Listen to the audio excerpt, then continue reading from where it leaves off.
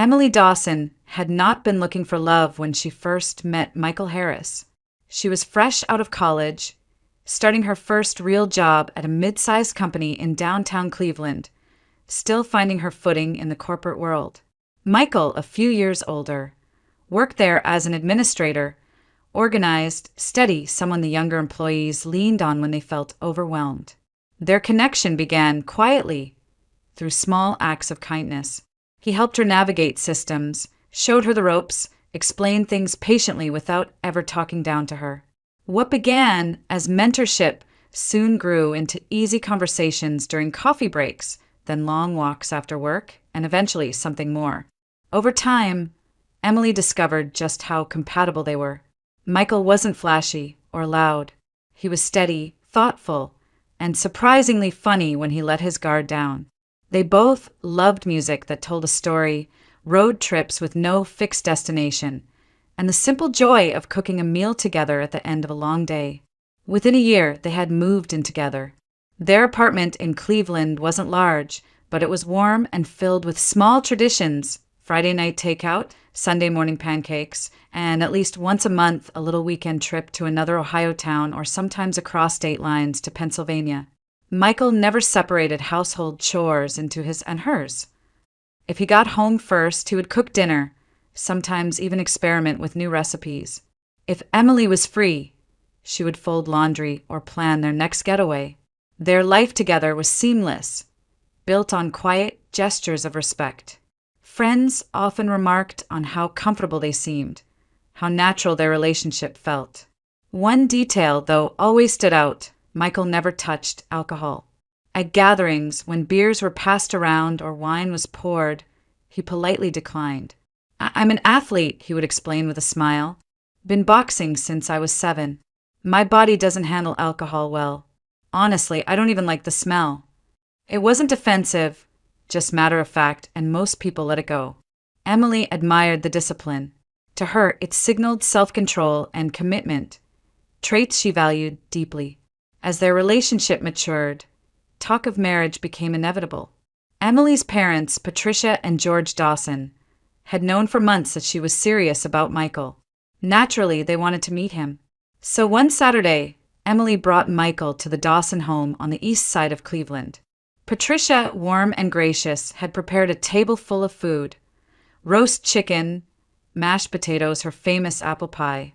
George, more reserved but equally welcoming, poured drinks and made space at the table. They treated Michael not as a guest, but almost as family from the moment he walked in. Conversation flowed easily. George asked about Michael's job, his hobbies, his outlook on life. Michael, polite and articulate, answered without hesitation. He admitted his love for hiking, his habit of early morning runs along Lake Erie, his preference for quiet evenings over noisy parties. Patricia noticed the way he looked at Emily, soft but steady, with a kind of protective warmth. Still, as the evening wore on, a subtle question lingered in Patricia's mind. Between bites of pie, she finally asked, "So, Michael, tell us a little about your family." "Emily hasn't said much. We'd love to know more." Michael froze just for a moment. It was quick, so quick most people wouldn't have noticed, but Emily did. His smile faltered, then returned, practiced and calm. "Oh, they're in another part of Ohio," he said lightly. "Not much to tell, really. We don't see each other often." He shifted the topic with disarming charm, asking George about his work in logistics, steering the spotlight away from himself. Patricia exchanged a glance with her husband, then with Emily. It wasn't suspicion exactly, but curiosity. Why had Emily never met his family? Why, in all the time they had been together, had Michael never brought them up? Emily noticed it too. For the first time since she had fallen for him, she realized there was a part of Michael's life she knew almost nothing about. It wasn't the absence of detail that unsettled her, it was the way he deflected, as though there were doors he refused to open. The night ended warmly. Michael thanked Patricia for the meal, shook George's hand firmly, and helped Emily with her coat. But as they drove home, the warmth of the evening gave way to an unspoken tension. Emily stared out the window, wondering about the parts of Michael's story that remained hidden. He had given her his time, his kindness, his love.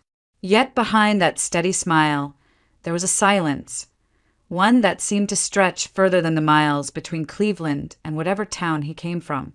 A silence Emily couldn't shake, no matter how much she tried. Winter had barely lifted when talk of a wedding began to fill the Dawson household.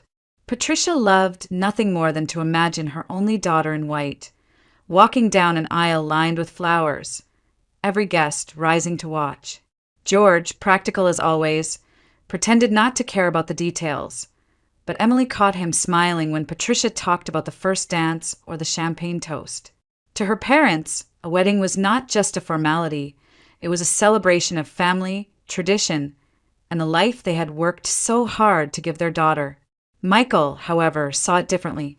One evening in their small Cleveland apartment, over takeout containers and the hum of the radiator, he brought up, he began carefully, "What would you think about keeping the wedding small? Just us, maybe a few close friends.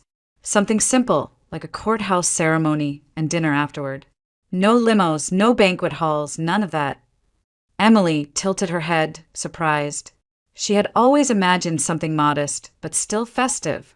Family gathered, music playing, photographs to frame.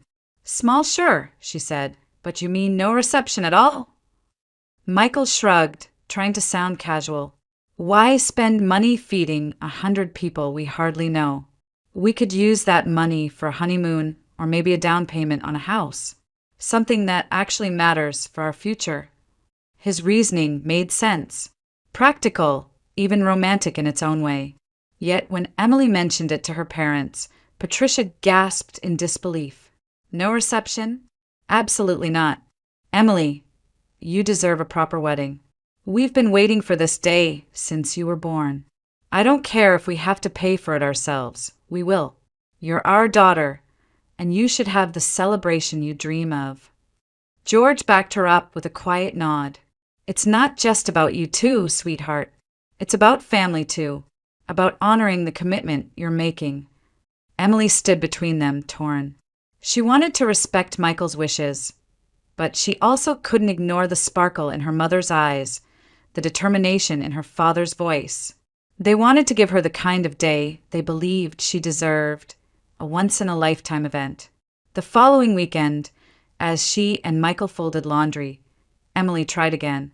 "My parents really want a bigger wedding," she said gently. "They're even willing to pay. It's important to them." Michael's hand stilled a T-shirt caught mid-fold. He set it down, then exhaled. "Emily, my parents won't be there." The words landed heavily. Emily blinked, startled. "What do you mean? You haven't even told them the date yet." "I don't need to," he said, turning away. "They won't come. That's just how it is." "But, Michael," she pressed, "this is your wedding too. Don't you want your family there? Your mom, your dad, anyone?" He shook his head, jaw tight. "It's not possible. They're busy. Let's just leave it at that." The explanation was thin, barely more than air. Emily felt frustration rise in her chest. It wasn't that his parents couldn't come. Life had obstacles. Everyone understood that. It was the way he shut down the conversation, refusing to offer even the smallest detail, as if the subject itself were forbidden. She tried to smile, to let it go, but later that night, lying awake beside him, she couldn't. Michael had given her every reason to trust him, yet this silence gnawed at her. Weddings were about union, two families coming together, not just two people signing papers. Why was he so determined to keep his side in the shadows? Emily told herself not to push. He would open up when he was ready. Still, as the days passed, the questions lingered. Why had she never met his family? Why did he never call them, never mention their names? What was he hiding behind that calm, steady face?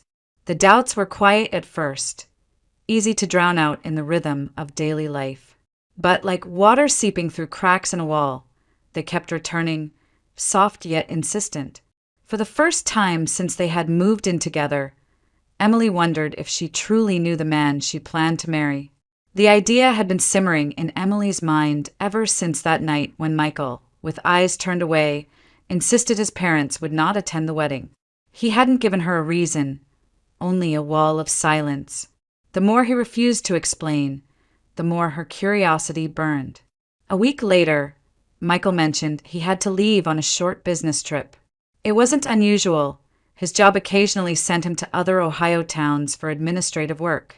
He asked if she wanted to come along, but Emily shook her head, claiming she had reports to finish and little desire to wander alone while he sat in meetings. Michael accepted her answer easily, kissed her forehead the next morning, and left before dawn with a small overnight bag. Emily watched the taxi pull away from their apartment building, her heart thudding in her chest. She had already made her decision.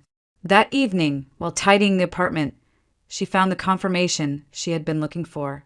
Inside the glove compartment of Michael's car, where he sometimes left insurance papers and old mail, there was a folded envelope addressed to Carol Harris in Youngstown. Emily stared at the name. She remembered Michael once saying his mother's first name, quickly as though by accident. Carol. It had to be her. She held the envelope for a long time, debating. It felt like trespassing, like crossing a line she had promised herself never to cross. But there it was, the address he had hidden, the link to the family he refused to talk about. She slipped the paper into her purse. The next morning, Emily packed a small bag and told her parents she would be running errands outside Cleveland. Then she got into her car and set the GPS to Youngstown. The highway stretched long and flat before her, the winter sun pale and cold against the windshield.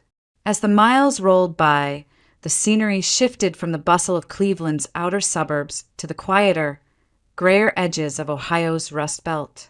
Empty warehouses with broken windows loomed along the road. Old factories, once the heartbeat of steel production, now sat abandoned, their smokestacks pointing like jagged fingers at the sky. Closer to Youngstown, the decline was impossible to miss. Rows of houses sagged against one another, porches caving in, windows boarded. Some streets looked as though life had bled out of them years ago, leaving only shells behind. A liquor store stood on the corner, its neon sign buzzing faintly even in daylight. Across from it, a half-shuttered diner leaned beneath a faded awning. Emily gripped the wheel tighter. She had grown up in a stable, middle-class neighborhood, where lawns were mowed and neighbors waved at each other across driveways. Here, silence hung heavy in the air, broken only by the occasional bark of a stray dog or the thud of music spilling from a passing car. Her GPS directed her off the main road and into a narrow residential street. Potholes lined the cracked asphalt. Yards were overgrown, fences splintered and falling apart. In front of one house, a rusted pickup truck sat on blocks, its tires missing. Laundry flapped stiffly on a line, though the cloth was so worn it was almost colorless. She slowed down, heart pounding. This was the world Michael had left behind, the world he had never wanted her to see. She thought about his refusal to drink, his avoidance of family talk, his insistence that his parents wouldn't come to the wedding. In this landscape, his silence began to make sense. Emily parked her car near a corner store with a sagging roof and a hand-painted sign.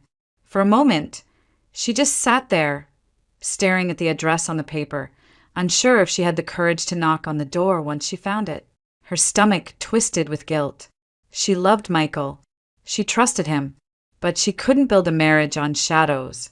Taking a deep breath, she started the engine again and drove deeper into the neighborhood. Each turn seemed to lead her further into abandonment, as though time had forgotten this part of Ohio. Houses leaned like weary old men. A child's tricycle, rusted and broken, lay overturned in a yard choked with weeds. Somewhere in the distance, a dog howled, long and mournful. The closer she came to the address, the more Emily felt the weight of what she was about to uncover. This was no longer about curiosity. It was about truth. The truth behind the man she loved, the truth he was too afraid or ashamed to share. Finally, she saw the number painted crookedly on a cracked mailbox. Harris. Her chest tightened. She pulled the car to the curb and turned off the ignition. For a long moment, she didn't move. The house before her sagged under its own weight, the porch littered with beer cans, the curtains yellowed and stiff. Emily closed her eyes, inhaled once, then opened the car door. The cold air bit her cheeks as she stepped out, the sound of her boots crunching against gravel far too loud in the empty street. Whatever secrets Michael had buried here, she was about to face them. Alone, Emily stood before the sagging house, the number on the mailbox barely legible beneath layers of rust and peeling paint. Her breath fogged in the cold air as she climbed the creaking porch steps. The smell hit her first, stale beer, sour liquor, and something acrid that clung to the boards. For a moment, she almost turned back. She knocked. At first there was no response, only the muffled drone of a television from somewhere inside. She tried again, louder this time. A voice barked from within, low and irritable. The door cracked open to reveal a woman who looked older than her years. Carol Harris's hair was matted, her face blotched and tired, her eyes rimmed red. A faded bathrobe hung from her thin shoulders, stained with food and liquor. She squinted at Emily suspiciously, gripping the doorframe as if to steady herself. "What? If you're from the electric company, I told you I don't have it. You can shut it off, see if I care. No TV, no fridge, doesn't matter." Her words slurred slightly, a bottle of cheap vodka dangling from one hand. Emily froze, heart racing. I'm looking for Carol Harris," she said carefully. "You found her." Carol's gaze sharpened, scanning Emily from head to toe. The robe shifted as she crossed her arms. "Who are you and what do you want?" Emily opened her mouth to respond, but before she could, a young voice rang out from deeper inside. "Mom, leave her alone. She's not the power company." A girl appeared in the hallway, a thin figure, maybe 12 years old, with dark blonde hair pulled back in a messy ponytail. Her eyes were startlingly green, sharp and unflinching. She carried herself with a defiance that seemed far too old for her age. "Go back to your room, Lily," Carol snapped, her words coated with bitterness. But Lily didn't move. Instead, she squared her shoulders and glared at her mother. "You're just going to try to take her money, like you always do. Shut your mouth." Carol lunged toward her, swaying on her feet. The vodka bottle sloshed. Lily darted back a step, her voice rising. "You sold my jacket for booze. You sold the new boots Michael bought me. You'd sell the phone too if I let you. That's why he doesn't come here anymore." The words hung heavy in the air. Emily felt her stomach drop. Michael's name, spoken with such anger, such raw hurt. Carol's face twisted, equal parts shame and rage. "Don't you talk about your brother like you know him. You don't know what he's done for this family. You don't know what I've had to do." Lily's hands clenched at her sides, her small chest rising and falling with quick, shallow breaths. "You've done nothing but drink. Daniel's gone, and Michael hates this place because of you. And when I grow up, I'm leaving too." Her voice cracked, but her eyes didn't waver. Emily stood frozen in the doorway, her mind spinning. She had come searching for answers, and here they were, ugly, raw, spilling out in front of her. Carol turned back to Emily, suddenly remembering the stranger on her porch. Her expression hardened. "You, whoever you are, you don't belong here. Get off my property." Emily's pulse thundered in her ears. Part of her wanted to obey, to run back to the safety of her car and forget she had ever come. But then she looked at Lily, at those fierce green eyes filled with a mix of courage and desperation. The girl's gaze lingered on her, silently pleading, though her lips said nothing. "I'm sorry," Emily whispered, stepping back onto the porch. "I didn't mean to intrude." Carol slammed the door shut, the sound reverberating through the brittle walls. Silence followed, heavy and suffocating. Emily stood there a moment longer, her breath visible in the fading light, her heart pounding as though it might break free of her chest. Through the thin curtains of a cracked window, she caught a glimpse of Lily retreating down the hall, her shoulders tense, her small frame hunched against the chaos that filled the house. Emily knew one thing with certainty. Whatever Michael had tried to bury, whatever silence he had built between his past and his present, it was real. And it was darker than she had imagined. The door had barely slammed when Lily bolted out the side of the house, her sneakers pounding against the cracked sidewalk. Emily stood frozen for a moment. Then instinct pulled her forward. She couldn't leave the girl alone. Not after what she had just witnessed. "Lily, wait," Emily called, her voice catching in the cold afternoon air. The girl didn't slow. She darted down the street, slipping between two leaning houses, her small frame moving with surprising speed. Emily hurried after her, her boots crunching over gravel and broken glass. Her heart raced, not just from the chase, but from the gnawing sense that if she let Lily disappear now, she might never find the truth Michael had spent his life hiding. After several blocks, the road opened into a clearing. An old convenience store squatted on the corner, its sign faded and its windows grimy. Beyond it, a narrow dirt path wound toward a stretch of water glinting faintly in the pale sun. Emily spotted Lily heading in that direction, shoulders stiff, hands shoved into her jacket pockets.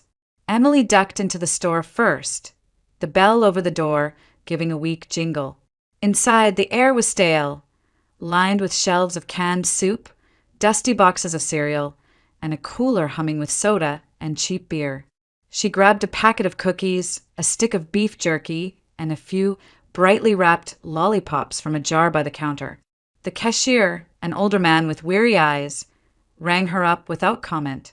When Emily stepped back outside, Lily was waiting at the edge of the path, arms crossed. Her eyes, those piercing green eyes, narrowed. "Why are you following me?" Emily held up the bag. "I thought you might want something to eat. That's all." For a moment, Lily didn't move.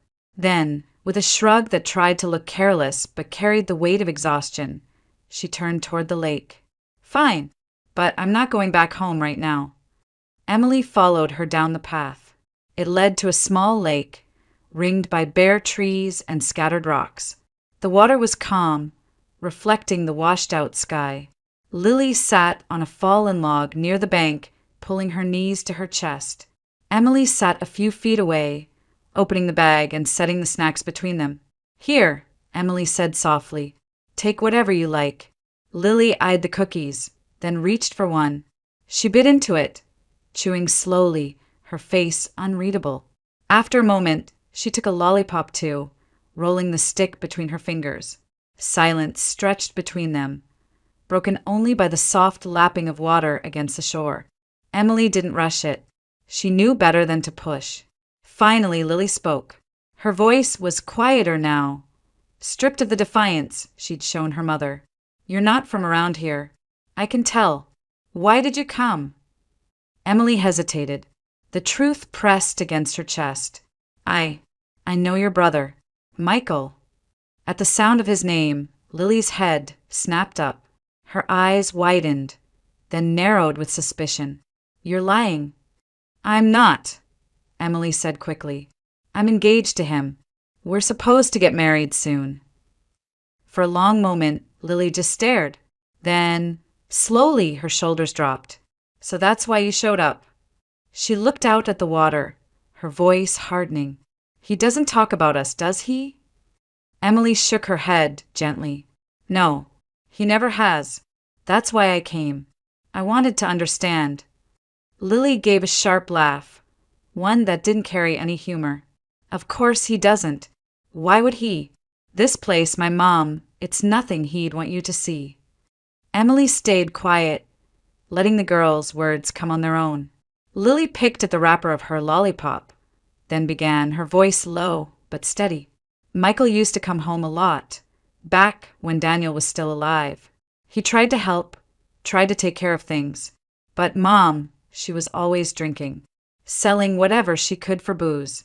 Jackets, shoes, even my school supplies. Michael stopped bringing stuff because she'd just traded away. He hated it here, hated her, but he loved us, especially Daniel. Her throat tightened and she paused. Emily's heart clenched. She could hear the truth pressing at the edges of Lily's voice, a truth she wasn't sure she was ready to bear. Daniel was different, Lily whispered. He was strong. He always protected me, even from Mom's boyfriends. But one night, one of them came after her with a knife. Daniel stepped in. She stopped, staring at the lake as though the water itself might swallow the memory. He didn't make it. Emily's chest ached. She wanted to reach out, to put a hand on Lily's shoulder, but she didn't. The girl wasn't asking for comfort. She was telling her story because no one else would. "That's why Michael doesn't come back," Lily said finally, turning those green eyes on Emily. "He blames himself. He thinks if he'd been here, Daniel would still be alive. But he couldn't save him. He couldn't save any of us." The wind rippled across the lake, carrying the bitter smell of smoke from somewhere in the distance. Emily swallowed hard. In that moment, she understood why Michael never drank, why he never mentioned his family, why he shut down whenever she asked. His silence wasn't pride or secrecy. It was grief. And sitting beside Lily, Emily knew the truth she had uncovered was only the beginning. The wind off the lake carried a damp chill, and Emily pulled her coat tighter, but she didn't move. Lily sat hunched forward on the log, elbows on her knees, staring at the water as though the stories trapped inside her would only come out if she kept her eyes fixed on something steady. "There were 4 of us," Lily began, her voice flat but edged with a bitterness too old for a 12-year-old. "My oldest sister is Sarah. She got married before she even finished high school. She's got kids now, a couple of them, maybe more. We don't see her much. Then there's Michael. Then Daniel, he was only a year younger than Michael. And then me." Emily's breath caught. She could picture Michael as an older brother, protective and steady. But Daniel, his name hung in the air like a ghost. "Sarah's always been kind of a mess," Lily went on. "She married this guy who drinks almost as much as Mom. Sometimes they fight, sometimes they make up, sometimes the police come. Social services showed up once, almost took her kids. She cleaned up just long enough to keep them, but it never really changes. That's just the way things are with her." She picked at a thread on her jeans, then tore it free. "Michael left as soon as he could. He went to community college in Cleveland, started working, tried to make a life for himself. He'd come back on weekends, bring us food or clothes. He always worried about me and Daniel. He'd yell at Mom, try to make her stop drinking, but it never stuck. She'd just wait until he was gone and then start again." Emily swallowed hard, trying to keep her expression neutral, though her stomach twisted. "Daniel was different," Lily whispered. "He stayed. He tried to hold things together, especially when Michael was away. He protected me, even from Mom. And he really believed he could save her." Her voice cracked. Emily waited, letting the silence hold space. "One winter, a couple years ago, Mom was with this guy," Lily said finally. "His name was Tony. He was mean.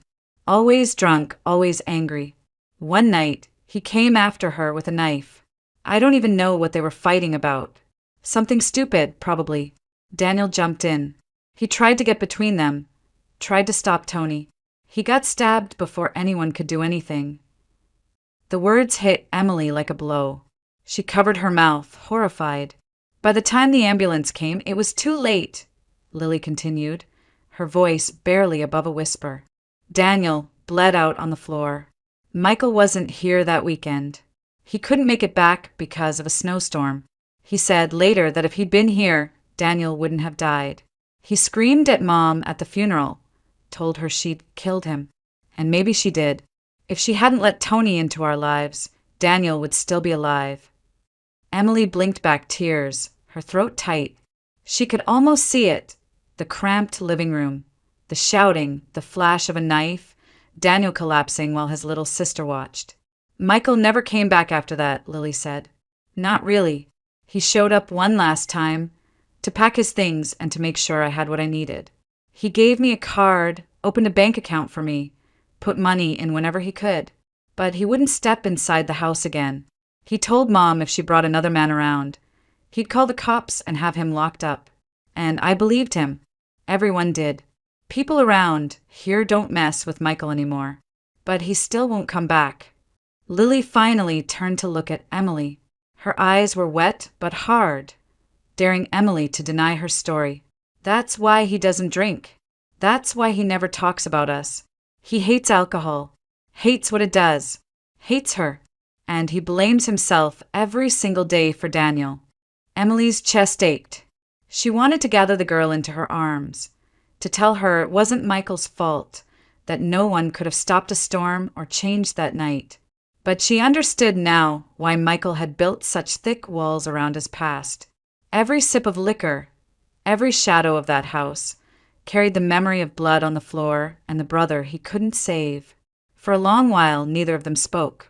The lake shimmered dully, the sun sliding lower, casting the world in shades of gray. Emily stared at the water, trying to absorb the weight of what she had just heard. She thought about the man she knew, the man who laughed softly when she burned pancakes, who folded laundry without complaint, who kissed her hand in passing as though it was the most natural thing in the world. And now, beneath all of that, she saw the grief he carried like a second skin. It wasn't shame that kept him silent. It was pain. Pain so deep he couldn't bear to name it. Emily closed her eyes, a single tear slipping down her cheek. For the first time, she fully understood why Michael never raised a glass, never let himself relax when others lost themselves in drink. For him, alcohol wasn't a casual indulgence. It was the reason his family had fallen apart, the reason his brother was buried in the ground, the reason he kept Lily at arm's length though he loved her fiercely. And for Emily, the truth was both devastating and clarifying. The silence that had once unsettled her now made heartbreaking sense. The drive back to Cleveland felt longer than the drive out, though the distance was the same. The highway stretched on endlessly, but Emily's mind was heavier now, weighed down by what she had learned at the lake. Lily's voice replayed in her head, flat, matter-of-fact, yet filled with wounds so deep they would never fully close. For siblings, a mother consumed by addiction, a brother buried too young, and Michael caught in the middle of it all, carrying guilt that was never his to bear. Emily tightened her grip on the steering wheel. For years she had wondered about Michael's silence, his refusal to speak of family, his unyielding avoidance of alcohol. Now she understood. Every sip of whiskey or beer didn't just remind him of the chaos he had escaped. It dragged him back to the night he lost Daniel. His abstinence wasn't discipline alone. It was survival. The city skyline came into view, the familiar outlines of Cleveland rising against the fading afternoon sky. Emily's chest ached with conflicting emotions. She loved Michael more deeply than ever, knowing now the strength it had taken for him to build a new life. But she couldn't ignore the girl she had left behind. Lily, with her fierce green eyes and brittle courage, was still stuck in that collapsing house, still bracing against the chaos that had already stolen too much from her. When Emily finally stepped into her parents' home that evening, Patricia noticed the shadow in her daughter's eyes at once. Dinner sat waiting on the table. Roast chicken, potatoes, the comforting smells of a safe and steady household. But Emily couldn't taste any of it. "Sweetheart, what's wrong?" Patricia asked softly, touching her hand. Emily hesitated, then shook her head. "Nothing you can fix, Mom. Just, I've been thinking about the wedding." George looked up from his plate, curious. "Changed your mind about the big party already?"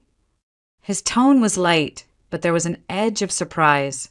Emily drew a steady breath. "Yes, I don't want the big wedding. I don't need the banquet halls, the limousines, or the flowers. What I want is simple. Just Michael, me, and the people who matter most. And that means Lily should be there." The room fell quiet. Patricia's brows knit in confusion. "Lily, she's his little sister," Emily explained, her voice trembling slightly. "I met her. She deserves better than the life she's stuck in." She deserves to see her brother start fresh, to know she's not forgotten. George leaned back in his chair, folding his arms. Emily, we don't even know this girl. Are you sure? I've never been more sure of anything, Emily interrupted, her tone firm. She glanced between them, her parents' familiar faces lined with concern. You've given me everything: stability, safety, love. Lily has none of that. If Michael and I are starting a new life, I want her to be part of it, not left behind. Patricia exchanged a glance with George, her expression softening. You really care about her? Emily nodded, tears welling in her eyes. She's just a child, Mom. She's had to grow up too fast. Michael won't admit it, but he's been keeping her afloat from a distance. And I can't marry him while pretending she doesn't exist. Our wedding should be about love and family, and she is his family. Silence lingered for a moment.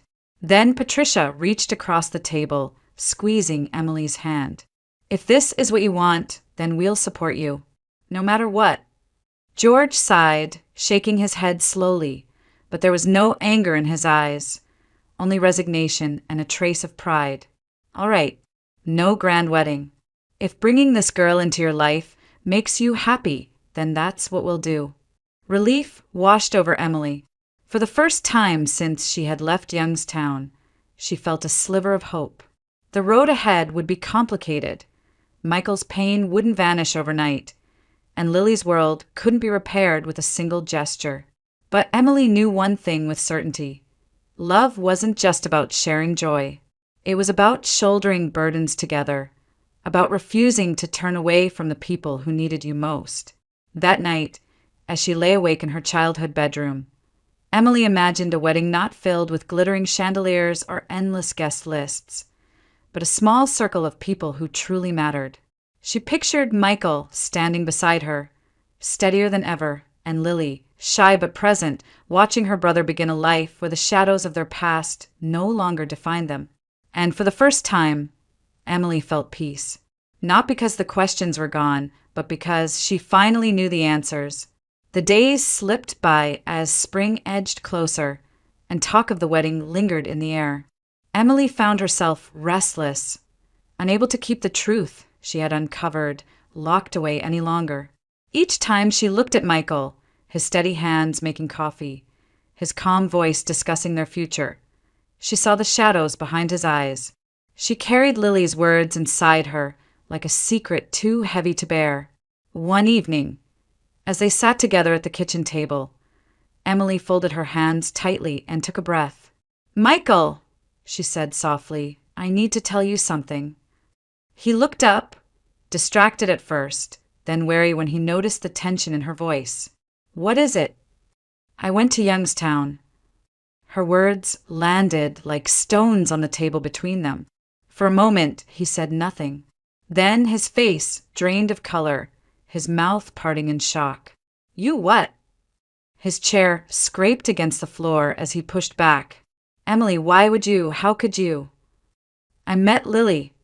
The name seemed to freeze him. His hand trembled against the edge of the table. You shouldn't have gone there, he whispered, his voice sharp with panic. You don't know what that place is like. You don't know what she's been through, what I've been trying to keep you away from. You weren't supposed to see any of it. Emily reached across the table, her fingers brushing his arm. Michael, listen to me. I do know now. I saw the house. I saw Carol. And I talked to Lily. She's just a child, Michael. She needs you. And she needs to know she's not forgotten. He pulled back as though her touch burned. His breathing quickened, his eyes dark and frantic. You don't understand. I've kept you away from that world for a reason. It's toxic. It destroys everything it touches. I promised myself I'd never drag you into it. Her voice steadied, calm against the storm rising in him. I understand more than you think. I know about Daniel. Lily told me. Michael flinched as if struck. His jaw tightened, and for a long moment he stared at her in silence. Then, slowly, he sank back into his chair, burying his face in his hands. His shoulders shook with the weight of memories he had never shared. "I should have been there," he said hoarsely. "If I hadn't stayed in Cleveland that weekend, if I had just pushed through the storm, Daniel would still be alive. He wouldn't have had to fight alone. I failed him, Emily. I failed my brother." Emily's eyes blurred with tears, but her voice remained firm. "It wasn't your fault. You couldn't have stopped that night. No one could. You didn't fail him, Michael. You were a kid yourself. You've carried this guilt for years, but it doesn't belong to you." He shook his head violently. "You don't know what it's like to live with that picture in your head. The blood, the screaming. My mother, too drunk to even realize what had happened until it was too late. I told myself I'd never go back, that I'd cut it off forever. It's the only way I've survived." Emily leaned closer, her hand resting gently over his clenched fists. "Survival isn't enough. Lily is still there. She looks up to you. She loves you, and whether you like it or not, she is part of our life now. When we get married, I want her there. Not out of pity, not out of obligation, but because she is your family, our family." Michael lifted his eyes, red-rimmed and raw. "You really mean that?" "I do," Emily whispered. "We can't change the past, but we can change the future. For her, for us, for Daniel's memory. Don't you think he would want that?" Michael swallowed hard, his body trembling as if every word had cracked open the wall he had built. At last he nodded, his voice barely audible. Yes, he would. Silence settled, but it was no longer heavy with secrets. For the first time, Michael allowed his pain to be seen, and Emily, steady and unflinching, held it with him. In that moment, the wedding stopped being about parties or traditions. It became about redemption, about building a family not defined by the brokenness of the past, but by the choice to stand together in the present. On a bright Saturday morning in late spring, Emily and Michael stood together at the Mahoning County Courthouse. There was no grand aisle, no orchestra, no sweeping floral arrangements. Just sunlight streaming through tall windows, bouncing off polished floors, and the low hum of a clerk preparing their paperwork. Emily wore a cream-colored dress that brushed her knees, elegant in its simplicity. Michael stood beside her in a navy suit, his posture straight but his hands trembling slightly. When the judge asked them to join hands, Emily felt the strength of his grip, the quiet determination that had carried him through so much darkness. The ceremony was brief. A handful of words, vows spoken softly, signatures scrawled across paper. And then it was done. They were husband and wife. Emily's parents clapped, Patricia dabbing at her eyes with a tissue. George cleared his throat gruffly, hiding emotion behind formality. Two of Michael's closest friends from work offered warm congratulations. But the moment that struck deepest was when Lily, dressed in a borrowed floral dress and sandals that Emily had bought her just days before, stepped forward. She looked small, almost fragile, yet her eyes shone with pride. "You look beautiful," she whispered to Emily before throwing her arms around Michael. He bent down, holding her close, his face buried in her hair. For the first time in years, he let himself believe that family didn't have to mean pain. After the courthouse, they all walked to a small diner just down the street. It wasn't fancy vinyl booths, chrome stools, the smell of bacon and coffee lingering in the air, but it felt right. They filled a corner table with laughter and plates of pancakes, omelets, and burgers. Emily's best friend snapped photos on her phone, capturing moments more genuine than any staged portrait. Michael cutting a piece of cake with Lily grinning beside him. Patricia showing the girl how to stir cream into her coffee. George leaning back with a rare smile as he watched his daughter glow with happiness. The waitress, curious about the small gathering, eventually caught on that it was a wedding celebration. She brought out a slice of pie with "Congratulations" scrawled in chocolate syrup, refusing to take payment for it. The entire table cheered as Emily and Michael shared a forkful. It wasn't champagne in crystal glasses, but it was sweeter than anything either of them had imagined. When the meal ended, Michael stood and cleared his throat, his voice catching as he addressed the table. I know this isn't the kind of wedding people expect, but for me, it's more than I could have asked for. For years, I thought I didn't deserve this. Peace, love, a family that believes in me. Today proves I was wrong. And having Lily here, his voice broke. He reached for his sister's hand. It means everything. Lily squeezed back, her chin trembling though she held her head high. I'm glad you didn't forget me, she whispered, audible enough for only him and Emily. Later, as the plates were cleared and coats gathered, Michael pulled Emily aside. He held a small envelope, documents tucked neatly inside. I already talked to a lawyer, he said, his voice low but steady. I want to start the process of becoming Lily's guardian. CPS will need to evaluate and there'll be court hearings, but I don't want her left in that house any longer than she has to be. Emily's eyes brimmed with tears. She touched his cheek, smiling through the emotion swelling in her chest. We'll do it together. She's our responsibility now. Our family. Outside, the afternoon sun bathed the street in golden light. Michael, Emily, and Lily walked side by side, the girl holding both their hands as though afraid to let go. For years, Michael had carried only guilt and loss when he thought of family. Now, with Emily on one side and Lily on the other, he felt something entirely new, hope.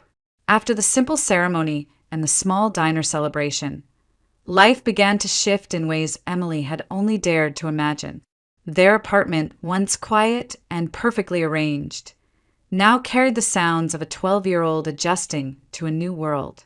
Lily's laughter echoed down the hallway when she found a pair of rollerblades at a thrift shop Emily had taken her to. Her school books spread across the kitchen table in the evenings, her scribbled notes mixing with Michael's work files and Emily's lesson plans. At first, Lily moved cautiously through the apartment as though afraid the welcome might wear thin. But each day, Emily and Michael reminded her she belonged. They cooked together, shared stories at dinner, and made new routines. Emily helped her with homework, while Michael showed her how to throw a proper punch at the local boxing gym. Slowly, the haunted look in Lily's eyes began to soften. Of course, nothing about the transition was simple. Within weeks, Michael was on the phone with lawyers and social workers, starting the process that would make him Lily's legal guardian. Child Protective Services scheduled home visits, checking their apartment for safety, reviewing their finances, interviewing both Michael and Emily. The court required background checks, letters of reference, proof of steady employment. It was exhausting, but Michael never complained. One evening, after yet another long call with their lawyer, Michael sank onto the couch, running a hand over his face. It feels like they're measuring every inch of me, waiting for me to fail. Emily sat beside him, resting her head on his shoulder. They're not waiting for you to fail. They just want to be sure Lily's safe. And she is. You've already been taking care of her in every way that matters. Her words proved true. At the first hearing, the judge reviewed the case, noting Michael's clean record, his stable job, and the strong support system provided by Emily and her family. Carol didn't contest the petition. In fact, she didn't even show up. By the end of the summer, Michael received full guardianship of Lily. The day they walked out of the courthouse, Lily clutched the official papers in her hands like a shield against everything she had endured. Michael bent down, his voice breaking. You're with us now. For good. No one can take that away. Emily blinked back tears as Lily buried her face in her brother's chest. In that moment, the Harris family began to heal, not by forgetting the past, but by choosing a different future. Months later, on a gray November morning, Michael suggested something he had avoided for years. I want to take you both to see Daniel. His tone was steady, though his hands twisted together nervously. So they drove back toward Youngstown, the air crisp with the bite of early winter. The cemetery sat on a low hill outside town, quiet and still. Leaves, brown and brittle, clung stubbornly to bare branches.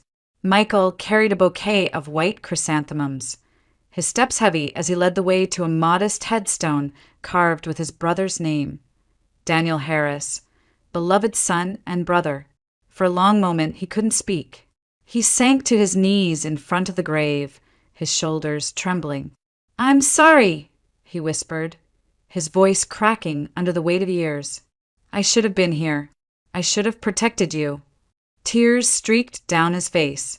He pressed his hand against the cold stone, his breath visible in the chill air. Emily knelt beside him, wrapping her arms around his back. Lily stood close, silent but steady, her small hand resting on her brother's shoulder. "You didn't fail him," Emily murmured. "You've carried that guilt for too long. Daniel wouldn't want you to live this way. He'd want you to keep going, to protect Lily, to live the life you both dreamed of." Michael closed his eyes, letting the words sink in. For years, he had carried the moment of his brother's death like a chain around his neck. But here, with his wife and sister beside him, he felt the weight begin to lift. The grief was still there, it always would be, but for the first time it no longer defined him. As they stood, snowflakes began to fall, soft, delicate, the first of the season. The cemetery grew quiet, blanketed in a hush that felt almost holy. Emily slipped her hand into Michael's, while Lily held the other. Together, they stood before Daniel's grave, a family rebuilt from loss. Michael drew in a deep breath, the cold air sharp in his lungs, and let it out slowly. "I forgive myself," he whispered. It wasn't dramatic, not a proclamation shouted into the wind. But it was real, and it was enough. The three of them walked back to the car as the snow swirled gently around them, covering the ground in a thin white veil. It was the beginning of winter, but also, for them, the beginning of something else. A new life defined not by what they had lost, but by what they had chosen to build together. For Emily, the moment carried a message she would never forget.